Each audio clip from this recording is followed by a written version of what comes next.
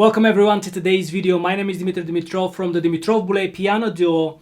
And before I start with the video, I just want to say thank you to everyone who subscribed to our channel and is supporting us and helping us to grow this channel. In today's video, I wanted to make a video for you, but at the same time, I've been thinking some time ago, like I think already perhaps 2 months or more, Elvira, I don't know if you remember, but I started practicing this piece by Beethoven, this movement, from the Tempest, from the Sonata, and I stopped for some time because we've been busy with other things, with teaching. I started composing music and I just stopped. I wanted to get back to the piece and thought I would combine that with making a recording for YouTube, getting back to the piece. So the piece is not, I'm not learning the piece from scratch. To all those videos that you're watching, to all those fake videos that you're watching that people tell you they start from scratch, many of those videos, if not almost all, are actually quite fake. People know their pieces in advance and they pretend that they learn them in front of you. No, we all put work behind what we do. Anyway, that's for another video. I can get into this, but I want to practice now. So I haven't practiced, that's true, now for at least, I think approximately 2 months. I think so, 2 months. Around 2 months, haven't touched this piece, but I've practiced it before. I want to get back into it. Let's see what happens. I'm starting first with a slow tempo. I start my practice with slow tempo because it makes me connect to the piece. It makes me connect to the different passages, to the harmonies. And then we increase the tempo.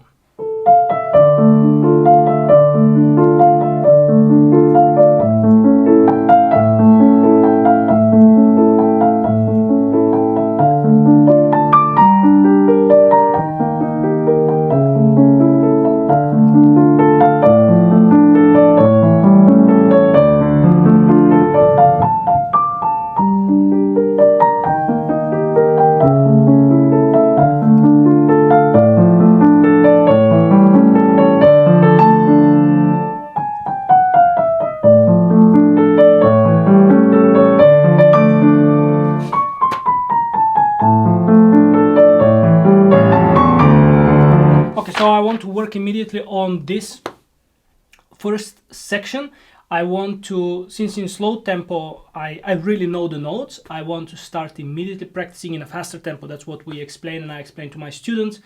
After that, you want to work in a faster tempo, something not your final tempo. Let's say if I want to play the piece in this tempo, just an example. I'm not going to practice in this tempo, so I'm going to take it a little bit lower than that, and that's where you develop the most, and that's where you prepare the best for that final tempo. So I'll take it a little faster than my slow, but not too fast.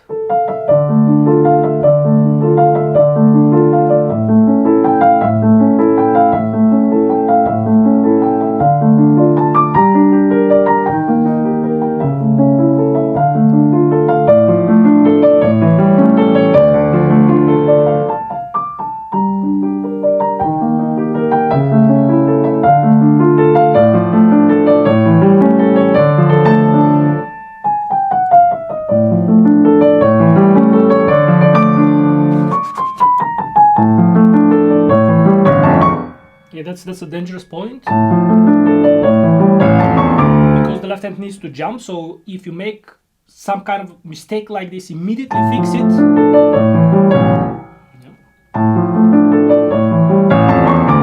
And take time. When you have jumps, don't try, always what I say is when you have jumps, don't try to be on time on the note you're jumping to. Take time, touch the key, and then continue further. You don't have to worry. After some time, after repetitions, I will demonstrate this. After some time, you will be able to jump on time and play it on time and play the right note. But that doesn't mean that you have to work on it that way. So look, this is the jump. I need to jump to this note again.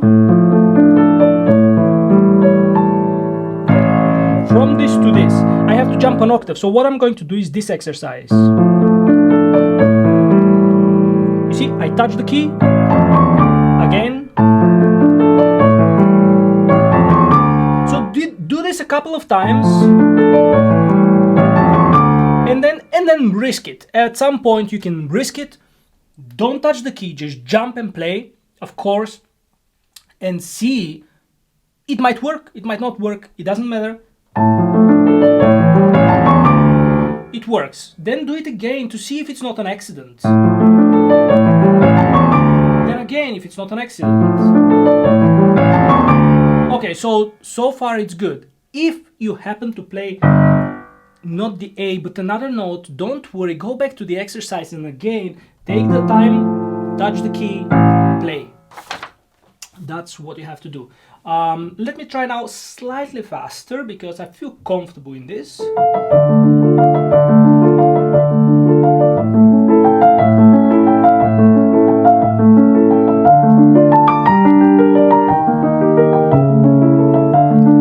Okay, I'm inspired to share something with you. And that's exactly, I'm trying to demonstrate what I do in my own practice without the talking. I don't talk to myself yet.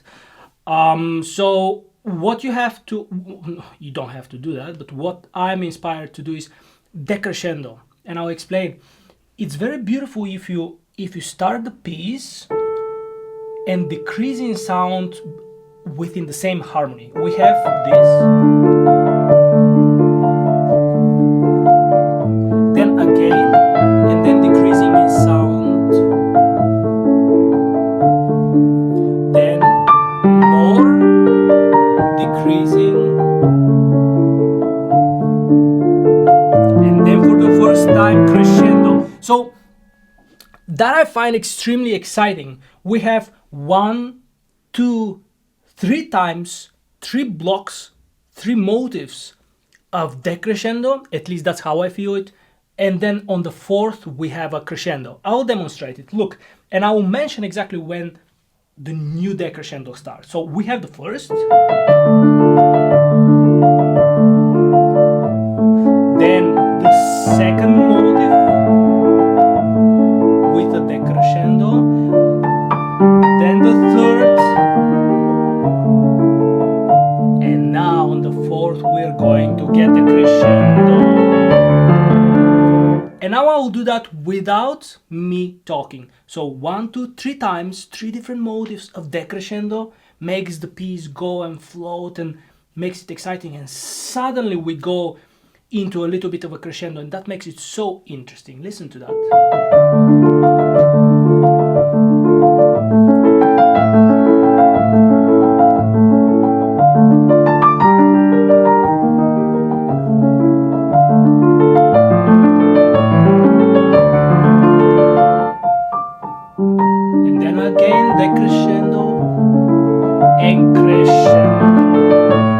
So Beethoven builds it in blocks. You can see he builds it in several blocks. He makes the crescendo at the end. Then he brings one more time the crescendo to remind us of how good of a composer he is. And then he goes to...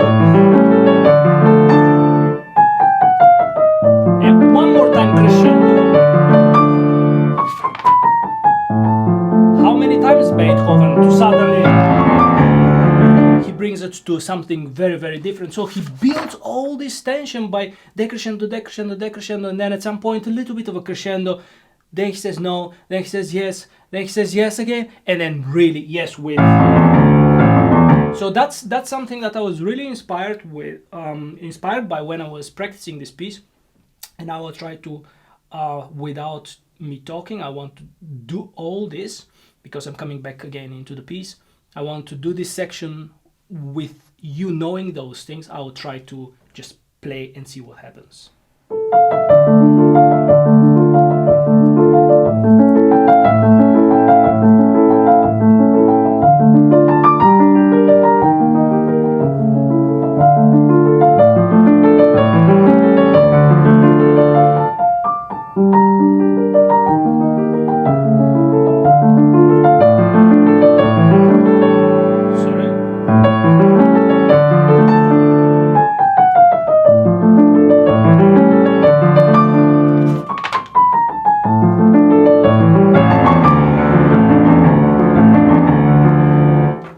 want to do a little bit of the next section for you, because I remember that there were a few things that now it's starting to come back. So what we had is,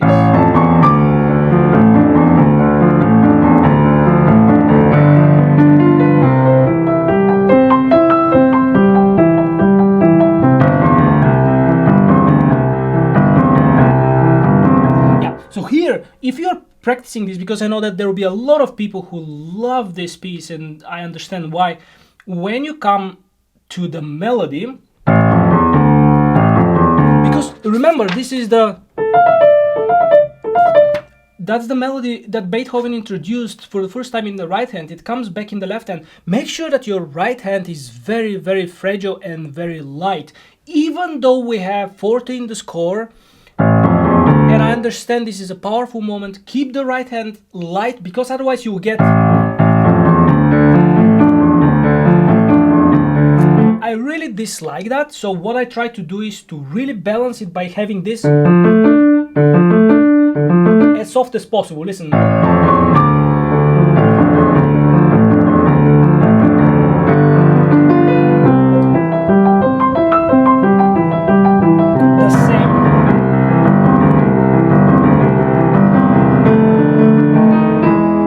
So these two moments are very important in my opinion, because you have the melody and you don't want to flood the melody with this right hand.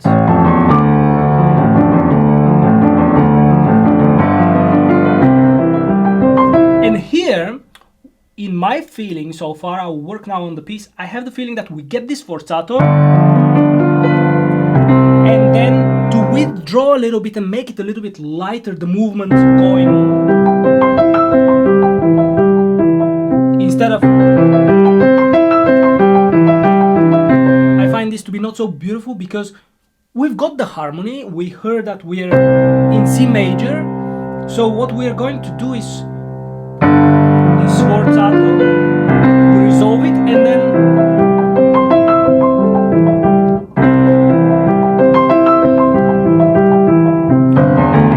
bringing back the strong, powerful theme. I think that creates a lot of lightness. So we have first the theme.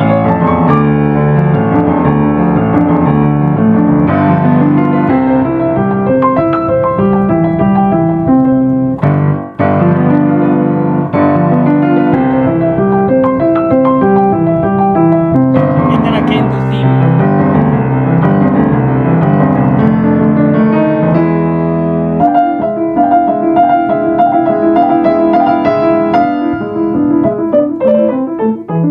Now here, what can be absolutely atrocious is if I play the left hand too loud. Not here. Also, shouldn't be too loud. But here.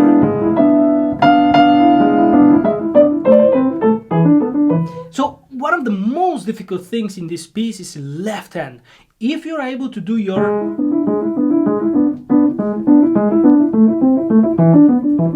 If you're able to do your left hand light, this piece is going to sound fantastic. And not only here, but also here.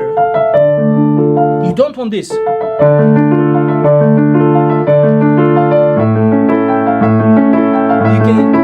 You can hear that sounds like, I don't know. So you want, or this finger, my professor told me that I have to use this. I don't agree. I like this one a little bit more. I like that one too. But anyway, not to just wanted to mention here when you come to. So watch out that the left hand not to be so loud.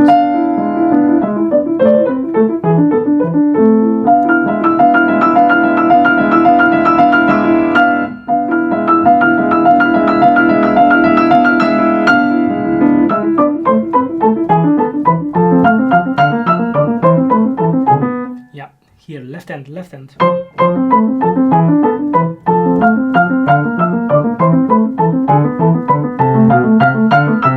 And here is one of the most difficult places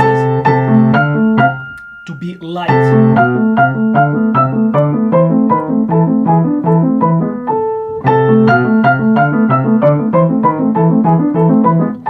I'm making a mess out of my practice because of this video, but I wanted to introduce you to the second section, and I'll try to come back and record a video on the second section of Beethoven. I'm much more organized in my practice, by the way. This is because of you, because I want to show you a lot of nice things, but I usually stick to one section and work on one thing, and then I move to the next thing. I'm very deliberate in my practice. So this is what I'm happy that I'm coming back to this piece, and I'm happy to be practicing it again.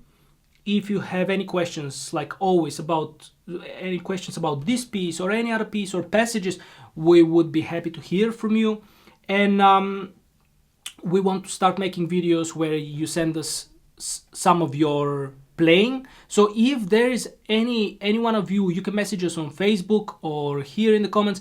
If you want to send us your playing, we will make a video back on your playing and give you comments on YouTube. So if any of you like this idea, just get in contact with us. Subscribe to our channel if you haven't done so. Like the video, because that helps our channel also grow. And yeah, you can follow us on Instagram and Facebook. Anything else?